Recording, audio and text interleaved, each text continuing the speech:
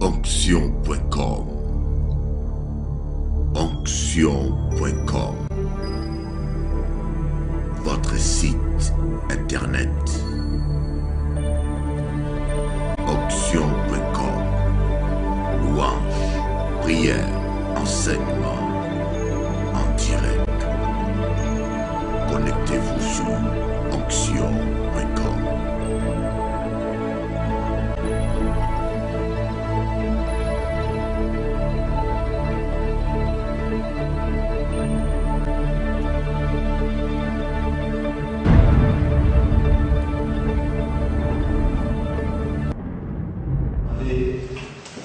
Mon frère, fais-moi une base là, je vais poser un chant. Une bonne base.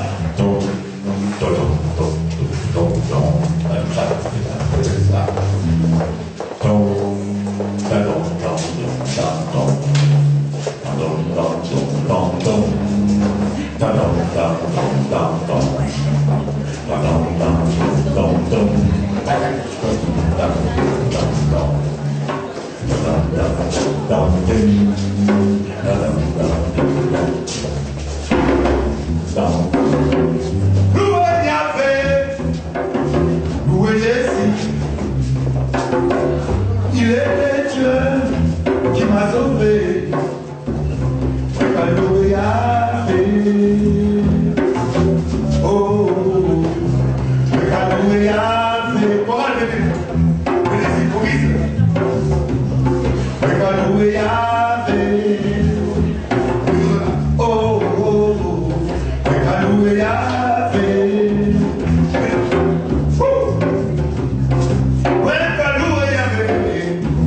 Quel que soit les temps et les circonstances, louez Yahvé. Il m'a sauvé, il m'a guéri. Quoi qui se passe dans ma vie, je vais louer Yahvé, mon Dieu. Louer Yahvé. Oh, oh, oh, oh. Louer Yahvé. Louer Yahvé. On y va. Assis. Louer Yahvé. Côté à moi. Louer Yahvé. Quoi qui se passe dans ma vie, je vais louer Jésus. Louer Yahvé. Il est Dieu.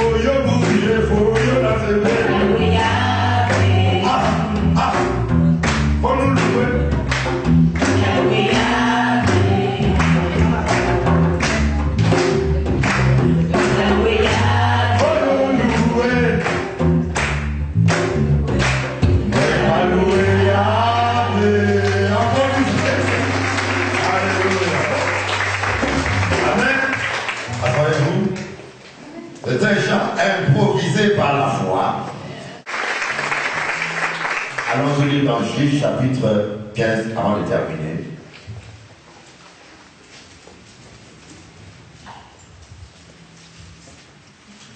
Juge 15, 14. Lorsqu'il arriva à Léhi, les Philistins poussèrent des clameurs à sa rencontre. Alors l'Esprit de l'Éternel s'empara de lui. Les cordes qu'il avait au bras devinrent comme du lait brûlé par le feu, et ses liens se dénouèrent de ses mains. Il trouva une mâchoire d'âne fraîche, tendit la main et la prit. Avec elle, il tua 1000 hommes. Et Samson dit, avec la mâchoire de l'âne, un âne parmi les ânes, avec la mâchoire de l'âne, j'ai tué 1000 hommes. Quand il lui achevait de parler, il jeta la mâchoire, et l'on appela ce lieu Ramath-Léhi. Pressé par la soif, il invoqua l'Éternel et dit, c'est toi qui as accordé par la main de ton serviteur ce grand salut. Et maintenant, mourrai-je de soif et tomberai-je entre les mains des incirconcis. Dieu fendit la cavité du rocher qui est à Léhi, et il en sortit de l'eau. Samson but, il reprit ses esprits et revint à la vie. C'est de là qu'on appela cette source Eyi à Corée. Elle existe encore aujourd'hui à Léhi. Samson fut juge en Israël au temps des Philistins pendant 20 ans. Amen. Amen. Voilà Samson qui est lié. Mes amis, des fois, les circonstances peuvent nous lier. Comme il dit, Jésus était pressé par la foule. Samson aussi était pressé par la foule. Ça veut des fois, Dieu nous délivre juste au moment qu'il faut. Samson a été lié par les enfants d'Israël. Son peuple, son propre peuple. Vous savez, vous aurez les gens de votre famille qui vont vous lier. Des fois, vous aurez votre propre frère, votre propre soeur, qui vont vous trahir. Jésus a dit, je ne suis pas venu mettre la paix, mais la division. Alléluia.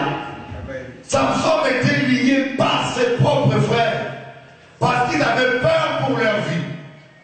Vous savez, les gens vous aiment quand ils n'ont aucun risque. Les gens marchent avec vous souvent quand ils ont tout à gagner.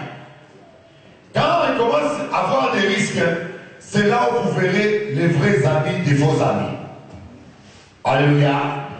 Quand vous êtes président, vous aurez des amis, même vous serez embarrassés. Et je crois que Sarkozy aujourd'hui va chercher les amis dans les journaux. Parce que je crois que 80% sont partis. Alléluia. Donc Samson, on l'a livré. Il était lié. Et il a continué à marcher avec ses cordes pendant un certain temps. Dieu peut permettre que vous soyez liés pendant un certain temps, mais pas pendant toute la vie. Il y a des gens qui ont des liens interminables, qui disent, non, ça c'est pas Dieu ça. Dieu peut permettre des situations difficiles pour se glorifier après. Quand les Philistins ont vu Samson, ils ont poussé des cris de clameur et juste le moment qu'il fallait, l'onction est descendue, les liens se sont coupés par le feu de l'esprit. Dieu n'a pas parlé à Samson. Écoutez-moi bien. Dieu n'a pas parlé à Samson. Samson n'a pas eu une révélation. Le problème que nous avons avec beaucoup de chrétiens, il y a des chrétiens qui sont devenus trop spirituels. Avant de bouger le pied, est-ce que Dieu a dit? Mais Samson, Dieu lui a rien dit. Les cordes se sont détachées. Il a vu une mâchoire d'âne fraîche. Il n'a pas réfléchi. Il a compris ce qu'on appelle la loi de la provision.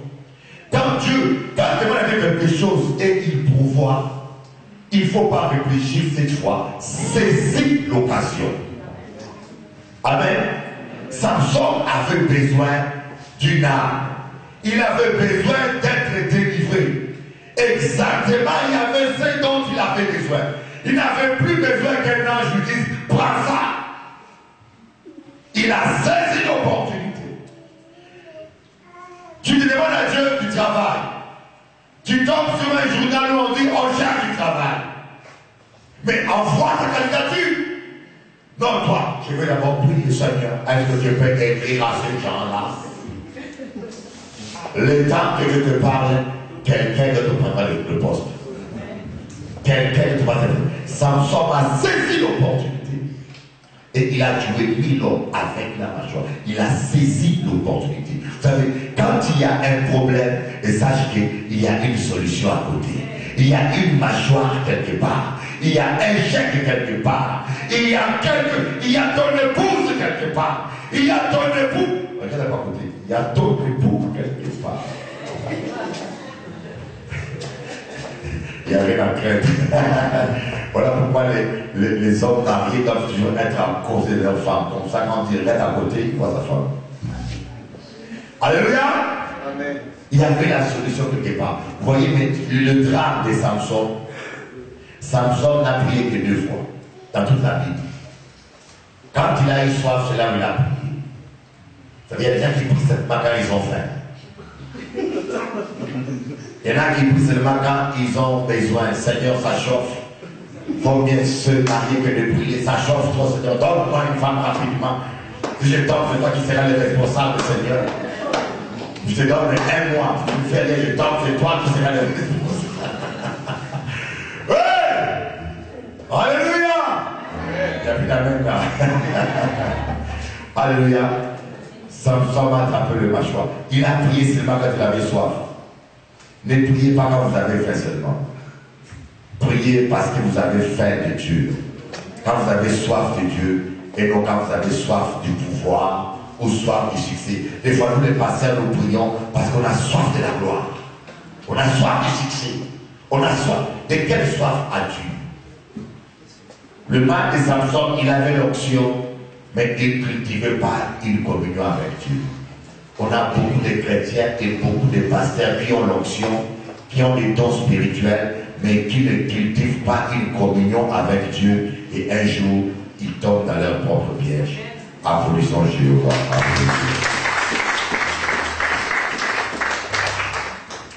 La deuxième fois, on va terminer là. La deuxième fois que Samson a prié, nous allons voir Juge chapitre 16, verset 26. Et Samson dit au jeune homme qui le tenait par la main, laisse-moi toucher les colonnes sur lesquelles repose l'édifice et m'appuyer contre elles. L'édifice était rempli d'hommes et de femmes. Tous les ducs des Philistins étaient là. Il y avait sur le toit environ 3000 personnes, hommes et femmes, qui regardaient Samson jouer. Alors Samson invoqua l'Éternel et dit, c'est la deuxième fois que Samson prie, Seigneur éternel, souviens-toi de moi, je te prie, ô Dieu, donne-moi de la force seulement cette fois-ci, et que d'un seul coup, je tire vengeance des Philistins pour mes 2 yeux. Et Samson inclina les 2 colonnes du milieu sur lesquelles reposait l'édifice. Il pesa sur elles, l'une à sa droite et l'autre à sa gauche. Et Samson dit, que je meure avec les Philistins. Il s'arc-bouta avec force. Et l'édifice tomba sur les ducs et sur le peuple qui était là. Ceux qu'il fit périr à sa mort furent plus nombreux que ceux qu'il avait pu tuer pendant sa vie. Voyez, c'est les 2 fois que Samson a prié. Les Philistins l'avaient crevé les yeux. Ils ont dit c'est fini pour lui. C'est terminé. Ils se moquaient de lui. Je ne sais pas si quelqu'un l'a crevé les yeux ici. Comme je peux vous dire, avec Dieu, il n'est jamais trop tard. Avec Dieu, il n'est jamais perdu. Même quand on vous licencie, Même quand on vous trahit, Dieu sait tourner tout à sa gloire. Voyez Samson, il avait perdu les deux yeux. Mais c'est parce que exactement il avait perdu les deux yeux qu'on l'a laissé entre les deux poteaux. On l'a laissé là où il ne fallait pas les laisser. Je ne sais pas si tu passes un temps d'épreuve, mais sache qu'il y a un temps de Dieu où Dieu va te délivrer, où Dieu va te faire triompher. Applaudissez un peu, je le vois. Samson, durant des années, il était en train, il ne voyait, imaginez-vous un aveugle entre les mains de ses ennemis. Dites-moi, même s'il était fort, qu'est-ce qu'il peut faire? Un aveugle, il est totalement dépendant de tout le monde. Même un enfant peut le tuer. Il ne peut pas se battre. Humainement parlant, Samson était terminé. Et vous savez, des fois, nous sommes devant des situations où, humainement parlant, tu es cuit. Les carottes ne sont pas brûlées. Hein? Mais ils ne sont pas cuits, ils sont brûlés. Hein? On dit quoi? Les carottes ne sont pas seulement cuites, mais brûlées. Ils sont ensemble. Donc même tu regardes la situation, tu dis, mais comment est-ce que je m'en sortirai à 50 ans, émigré, nègre, comment trouver le travail? Hein? À 50, à 60 ans, boiteux, handicapé, en plus nègre ou indien, dans un pays où des fois quand on donne un travail à un immigré, c'est parce que les colons ne peuvent pas les supporter. Voilà, les immigrés soulèvent. C'est comme en Guadeloupe, hein. C'est les Haïtiens qui font le travail le plus dur. Là où Guadeloupe ne peut pas faire, nous les Haïtiens là-bas. Ils travaillent dur ce peuple. Ils travaillent dur les Haïtiens. Vous savez ça ici. Si tu vois un poste, c'est que les colons ont pris la fuite. Des horaires compliqués, il n'y a pas de congé, il n'y a pas ceci. Donc il y a des situations, mes amis, où humainement parlant, c'est compliqué. Il y a des situations où tu as l'impression que tu es fini. Tu ne vois même pas comment tu vas prendre la fuite. Tu dis, mais comment tu vas tu ne vois même pas quel avenir est pour toi. Mais j'aimerais te dire, même dans de telles circonstances, Dieu sait se glorifier. Dieu saura te faire triompher. Applaudissons. Oh,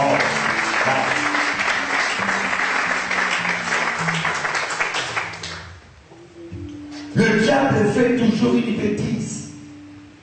Ils ont dit on va s'amuser de lui, on va se moquer de lui. Merci Seigneur pour les gens qui se moquent de nous.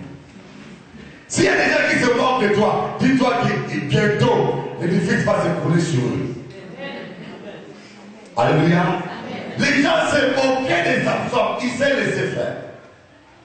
Et jusqu'à ce que Dieu lui a donné l'unique opportunité. Quand Dieu vous donne une opportunité, ne le négligez pas, s'il vous plaît. C'est une loi. Il y a des gens, Dieu leur a donné l'opportunité, ils l'ont négligé. Et il y en a qui mourront de leur maladie. Il y en a qui mourront de leur pauvreté. Parce qu'ils ont négligé l'opportunité de Dieu. Et dit, oh Seigneur, où es-tu? Je t'ai prié, tu ne m'as pas répondu. Il t'a répondu, mais tu étais trop discret. Pendant que l'opportunité était là, tu parlais avec ton voisin contre les bichons.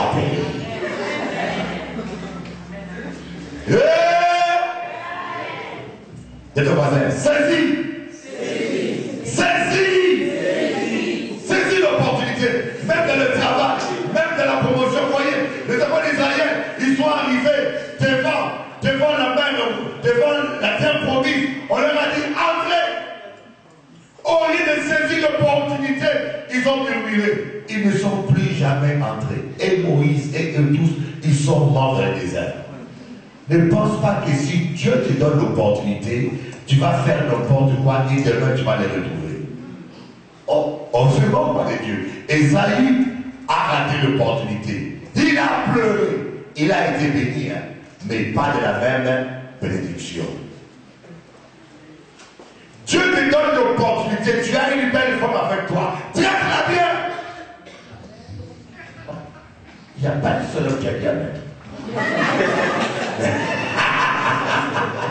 Alléluia. Bon, maintenant, on te dit. Ma soeur, Dieu te donne l'opportunité. Il t'a donné un bon mari. Traite-le bien. Ah, applaudissez ceci, oui.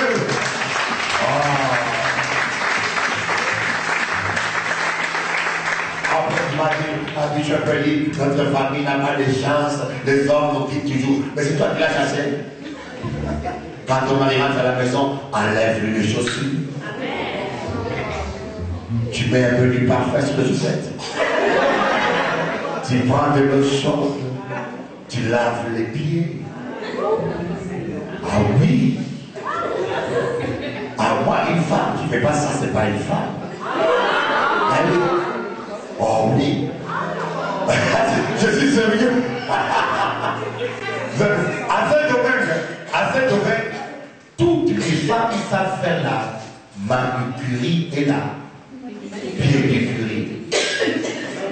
Moi, quand j'ai une soeur cubaine, Juliane, elle a 24 ans, c'est comme ma fille. Quand je vais en Guadeloupe, quand je rentre là-bas, ils sont occupés.